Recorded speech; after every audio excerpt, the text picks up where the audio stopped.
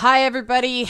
It is Wednesday. Yes, I'm wearing the same sweater again because I am pre-recording all of my content this week except for Feedback Friday because as you are watching this, we are finally doing the final phase of the move from old house to new hotness house. So while you're watching this, please say a little prayer or a big one or atheist good thought for me because it's going to be a day. It's going to be very cold and there's nothing we can do. We got to get it done. This odyssey is almost over, thank God.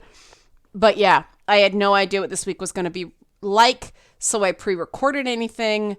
Bad segue, but help support this channel. Become a monthly patron, patreon.com/Leanna K. Patreon money has kept us afloat, barely, the last couple months. So it's been extremely useful. More on the War on Stupid tour coming to your Southern or Eastern Ontario location on Friday. Get your tickets on atthesock.com. I'm sorry about all the shilling, guys. But I've got a lot to promote lately, which is a good problem to have.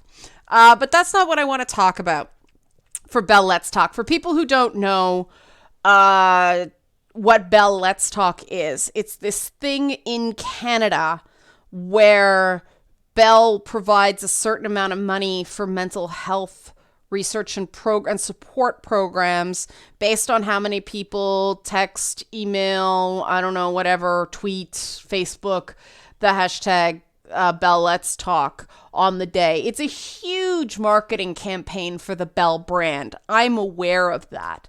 And I think that if they were truly serious about improving the mental health of Canadians, they'd treat their employees better and their customers. It was kind of interesting to be harangued by Bell.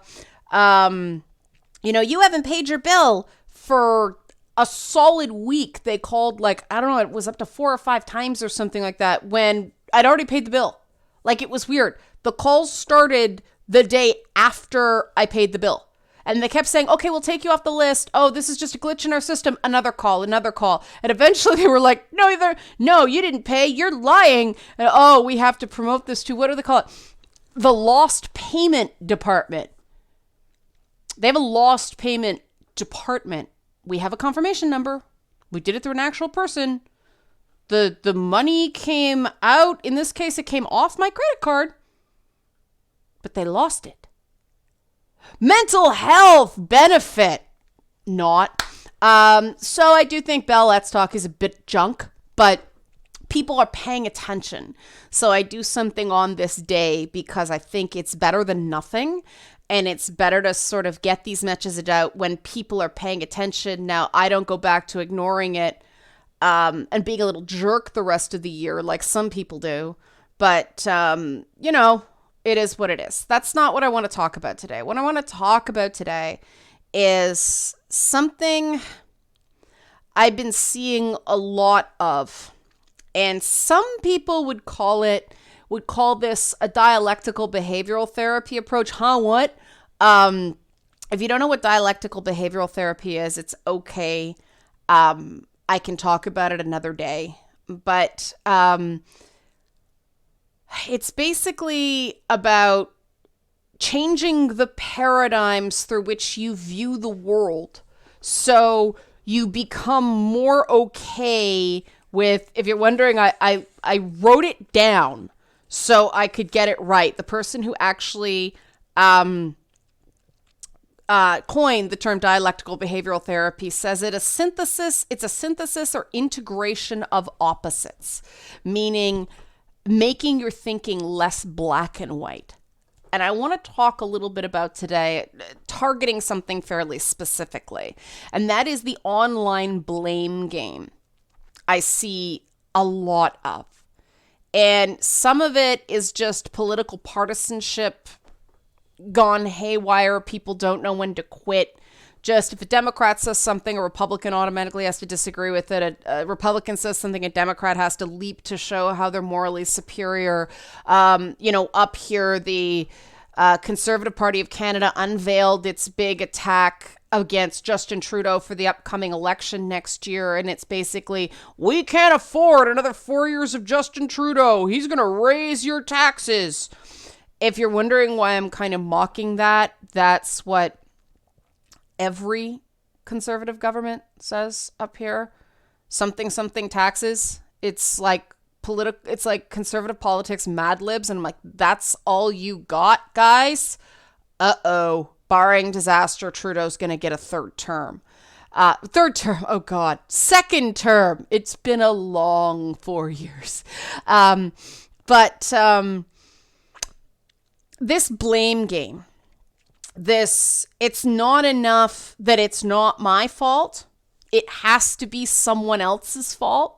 I've seen this a lot on the internet. People twist themselves into very interesting shaped pretzels, trying to show that not only they weren't in the wrong, but the other side was, or they weren't the aggressor, the other side was, or they weren't the ones harassing people, the other side was. And it's ruining the ability to really find common ground, which is what it's intended to do by partisans.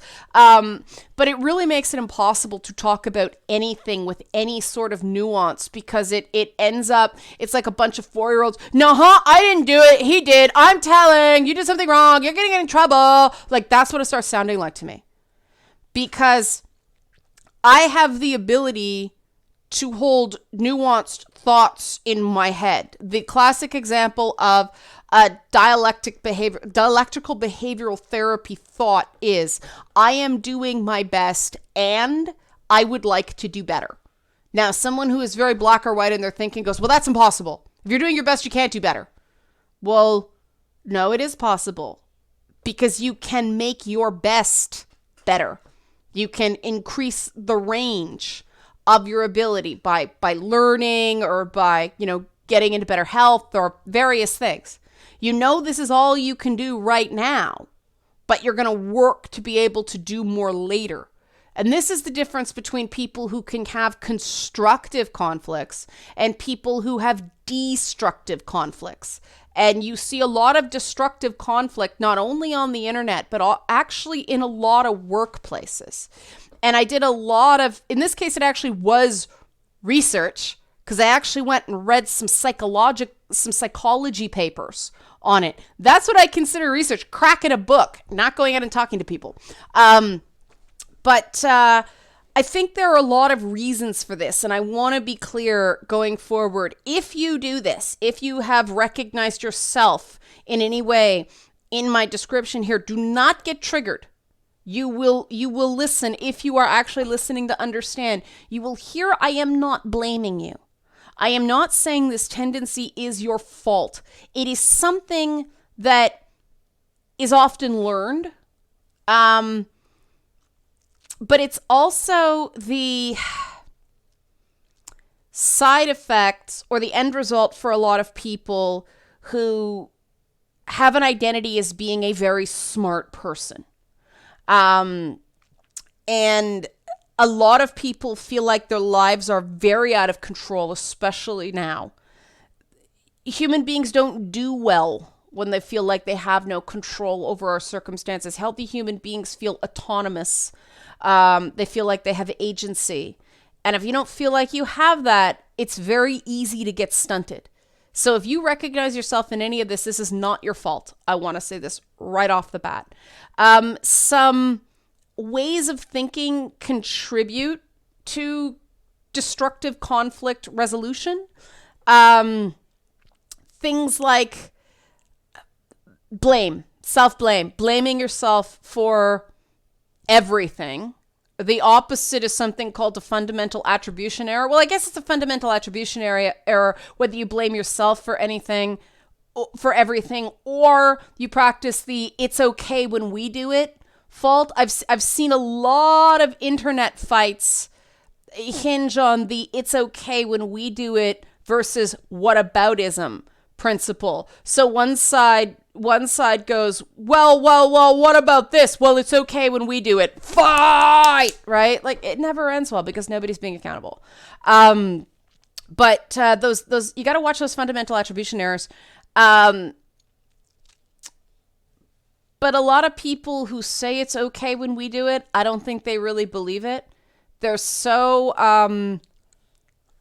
invested in needing to be right that oh wow, I had lipstick on the corner of my hanging off. Let me clean my face off here. Whoops.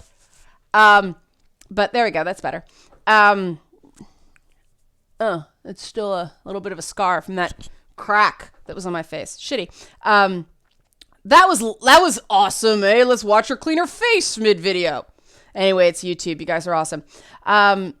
What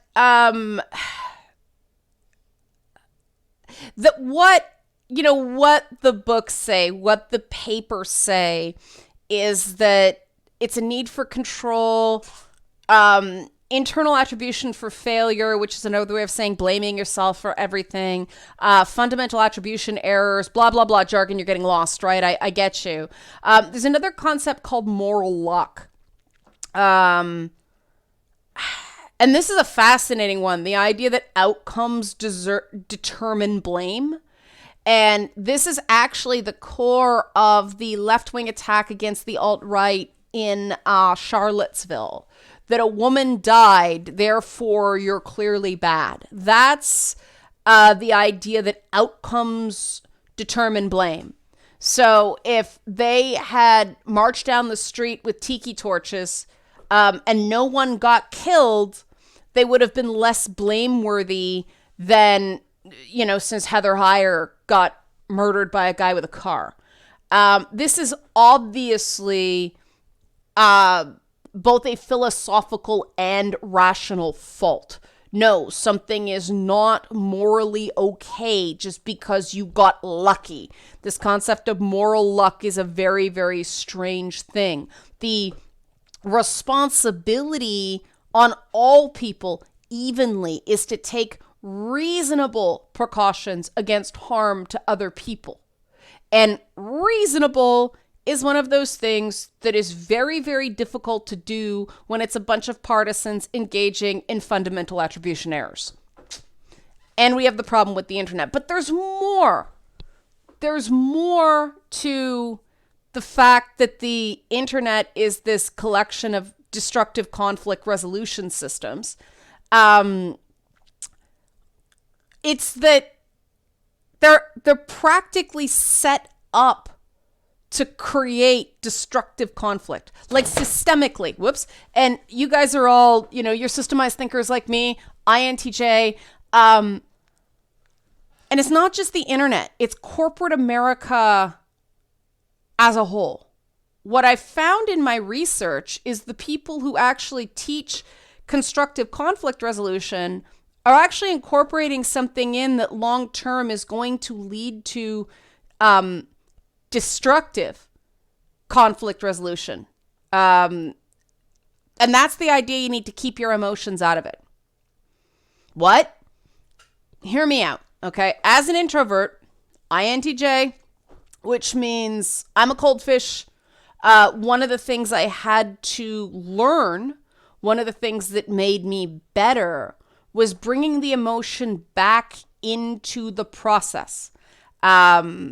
Because when you get in a room with somebody who solves problems emotionally, and there's a lot more F's out there than there are T's. Hello, Momo. And there's a lot more people who sense the world instead of intuit the world. Would you like to come up, buddy? You heard feelings and you showed up. Come on, Momo. Yeah. Give us some softness. There we go, Momo. There we go. Okay, Momo's here. You heard feelings and you had to join in. Okay. Yeah, it's that camera you don't like. Okay.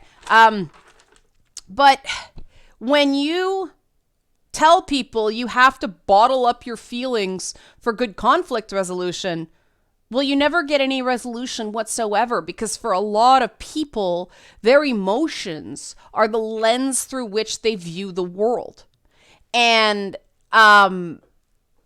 that means that any sort of interaction with a team or people online or something like that gets increasingly overwhelming, increasingly difficult, because they're more and more and more bottled up, which lead to more negative thoughts and assumptions.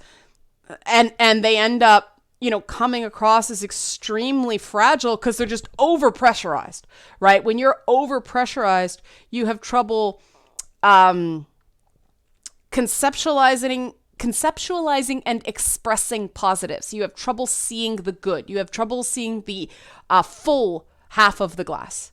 And that happens a lot on the internet. The interesting thing is that one of the things that even these people who tell you to take your emotions out of work challenges say is that you need to have clear expectations, clear outcomes, clear rules, if you will, from the outset to get constructive conflict resolution. And that's exactly what social media sites don't have. They have these very vague terms of service that they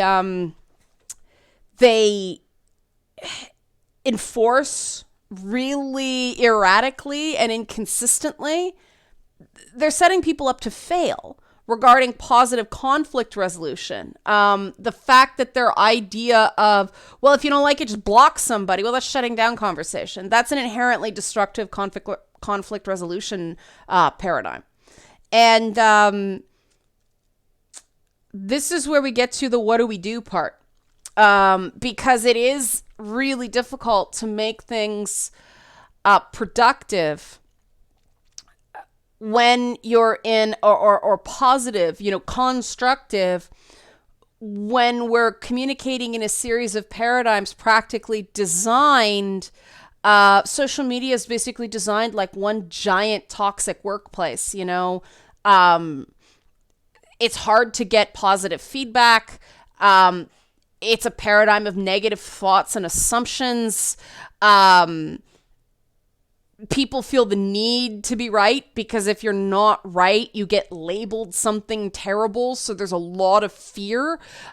There's unknown and inconsistent expectations, like the list goes so on and so forth. But it's that fear thing, that fear that I find makes a company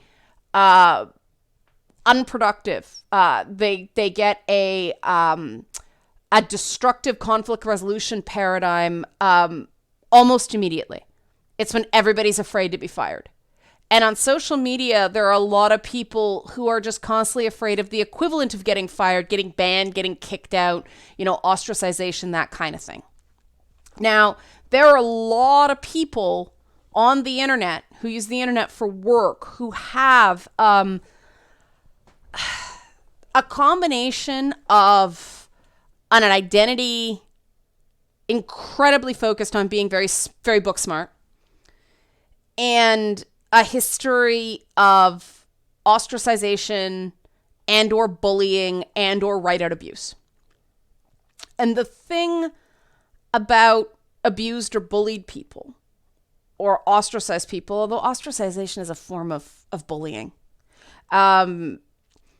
those are inherently destructive conflict resolution methods. So people in their formative years are taught that the way of the world is destructive conflict resolution. There's no way to get a good result. You just have to survive it long enough to get out.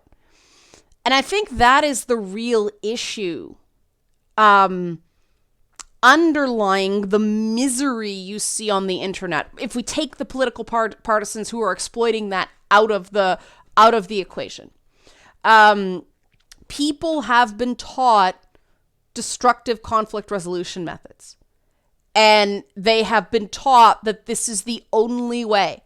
Because when they were bullied, they were not listened to. They were not validated. They were not believed. And I think that's when we get into these discussions about believe survivors or Me Too. There's such a strong reaction because without realizing it, it's not about sexual misconduct or sexual harassment at all. It's about the whole idea that people should be believed. Because you've got this whole collection of people who weren't believed, who weren't validated emotionally because they were considered weird or off or, what I used to call brainer. Speak English, people would say to me because I used words that were too big. And people who get treated like brainers, like machines that spit out data, aren't seen as feeling people. And this is why I get so concerned when these, internet subcultures get turned on, the media spotlight gets turned on them, is the minute media focuses its attention on you. And I've spent half my life in front of a camera of some kind, 3/4 of my life on a stage of some kind. You have to get comfortable when there's a camera pointed in your face that you are no longer a person to the people viewing that footage. You are an object. This is not just women. This is men. This is everyone in between and beyond. Okay? This is all genders and gender nonconforming people. It is an image on a screen for someone. It is not the same as performing live when someone if someone makes a comment, you can hear them. And you can respond, especially, comedy club hecklers, you can shut down a heckler. You can't shut down in real time. You can't look them in the eye if somebody was leaving you a nasty comment or worse, yelling at their TV screen. One of the things I had to get used to being on TV is that people would either talk to me like they talk to their televisions, which meant they said a lot of things that if they realized they were talking to a real human being, they would realize were completely inappropriate. I won't give you any examples because this isn't the time or place. The other thing that would happen is people would talk to me as if we'd known each other for years. Because these are people whose TV is more real than reality, the people I talked about in the last video. That always left me at a real disadvantage because when you are interacting with somebody as a media personality, it's your job to give them a good experience while still maintaining some form of healthy personal boundary. And when you've got somebody who they think they've known you for years because they've watched you on TV for years and years and years and years and years. I always felt at an extreme disadvantage because I was not going to be able to meet that expectation. So I ended up just asking them a lot of questions so they got to talk and they were like, oh, she's interested. And that was okay. At least with the internet, if somebody can say, hey, I'm screen name from Patreon or, I'm so-and-so from Twitter, it's like, oh, and then you actually have had discussions with them. It's much better. It's much better. Even if it's not one way, even if it's through comments, it's like, a frequent commenter on my YouTube channel, they'd say their name and it's like, oh, okay. So now I know something about them, right? That tangent was to just explain why media is inherently an objective. It turns you into an object in people's minds. And so when you get, the Covington High School students or incels or 4chan or whoever the media's whipping post of the week is, they are a whipping post. They become an embodiment of whatever issues. Hi, Momo. Hi. They're trying to talk about, let's pull you over here, Momo. There you go. There's Momo's. But yeah, you become sort of a symbol instead of a person. And that means you lose all your nuance. People are just going to dump on you whatever metaphor they think you are at that moment. And because we are all talking to each other or talking past each other through tweets and videos and all this stuff that we've been trained to, treat people as objects instead of people. It's this cycle of dehumanization, of destruction, of destruction of the soul. And I don't think there's anything inherent to these communication mediums that makes people treat people like objects. I believe this is what we have assigned to these forms of media. I know when I watch videos, because I do them, I see that person as a person. I remember what it was like to be humiliated as a teenager by a form of media. I, remember what it was like to have a dance judge tear me apart because I didn't have the body type that they particularly liked. They wanted to be this skinny mini, and I wasn't. I was more of like a gymnast body. So I was fat, according to them, even though I was, just muscle, and probably could have used a bit more fat on me in terms of energy levels. So I see people going through that in the media, and I can disagree with them. I can think they made mistakes, but I still see them as people. And that is a better exercise than having to convince yourself that they did nothing wrong in order for you to support them. Because no human being in the world has done absolutely nothing wrong. Even in any given circumstance, they made a few tactical errors. That was a great terminology some people gave me. I didn't like it at the time because I felt like they were telling me they were doing something wrong. But I realized what they were saying is you didn't make a moral error. You made a tactical error. And, subsequently, when I was in a place to hear it, I understood what they were going for. So we need to collectively stop the blame game. People don't have to be to blame for situations, especially charged situations. I really think that some of the biggest online flashpoints of the past 4 or 5 years could have been real positives if they had been conducted in a constructive conflict resolution environment as opposed to a destructive conflict resolution environment. And I know people are capable of doing that because you guys have shown me you're capable of doing it. Once you guys kind of calm down and once you kind of realize what I'm saying, the bulk of you, it becomes productive. We don't necessarily, we don't agree. Certainly we don't agree 100%, but at least we can see where the other person's coming from, right? And that minority of you guys that comment on every video and you never seem to have anything good to say about me. I don't know why you're here, but you seem so terribly frustrated, but maybe you're happy being frustrated. I don't know. Like maybe just being able to leave that negative comment gives you a little bit of happy in your day. I don't know, but you're here for some reason, and I continue to read your comments. Maybe that's all it is. They know somebody's seeing what they're having to say, even though it's all profoundly negative. I'm trying here, but at least I see those people as a person. And a lot of people wouldn't. They would label them haters or trolls. The whole term troll is designed to dehumanize somebody being mean to you on the internet so that meanness hurts less. It's not coming from a real person whose opinion matters. It's coming from some monster who lives under a bridge. Well, the reality is, unless it's a bot, and even if it is a bot, it's not a monster. It's a human being with feelings. And I tend to get along best with other people who consider the why of something. Now, I have some friends who use people's why on the internet to utterly eviscerate them in comment conversations.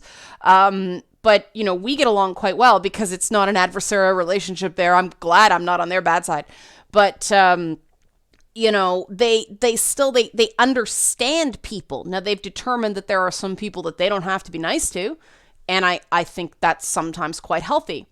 I don't think it's a sign of having strong personal boundaries when you have to be nice to everybody. If you're nice to everyone, you're not really respecting people, because some people don't deserve niceness. If you are burning all your energy trying to be nice to everybody, well, you're giving the people who deserve it short shrift. And what's the point of anybody being nice to you if you're nice to everybody? You know, being fair to people is a different story. Being fair is sometimes going, no, I'm sorry. No, I'm sorry. You don't get to do that. No, I mean, they talk about constructive conflict resolution methods. You do not sugarcoat it. You know, an example of a constructive conflict resolution method is, that wasn't the deal. So there must be a misunderstanding here. You are setting a boundary. You are putting your foot down, but it's without blame. It's a misunderstanding. It's not somebody being a bad person.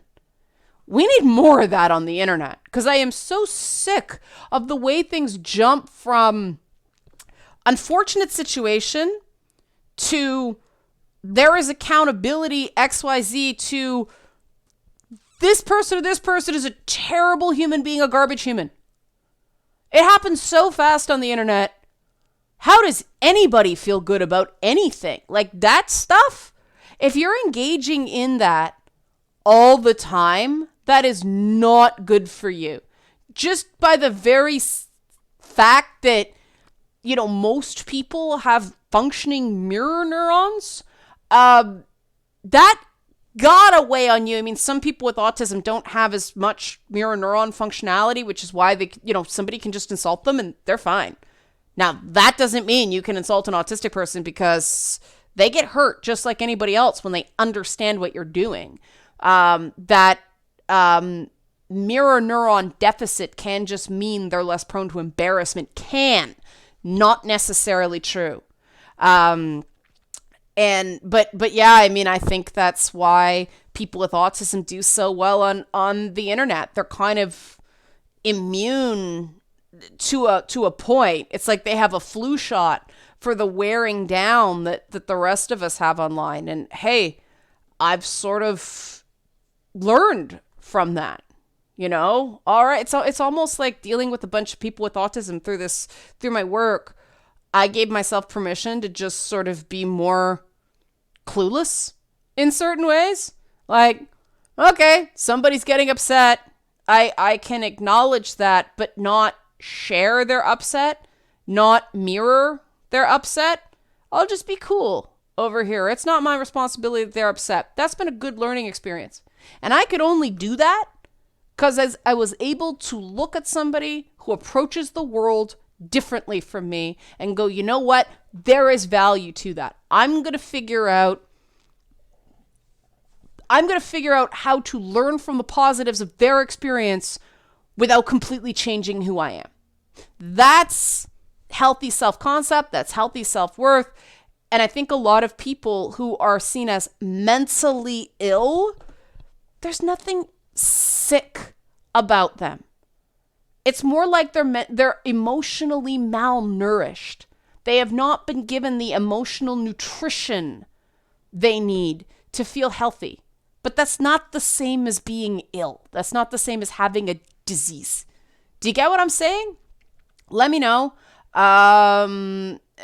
Share your own sort of ideas for constructive conflict resolution. I'm interested in what you guys can add to this. Let's build. I'm curious. Tell me a story about how you resolved a conflict constructively.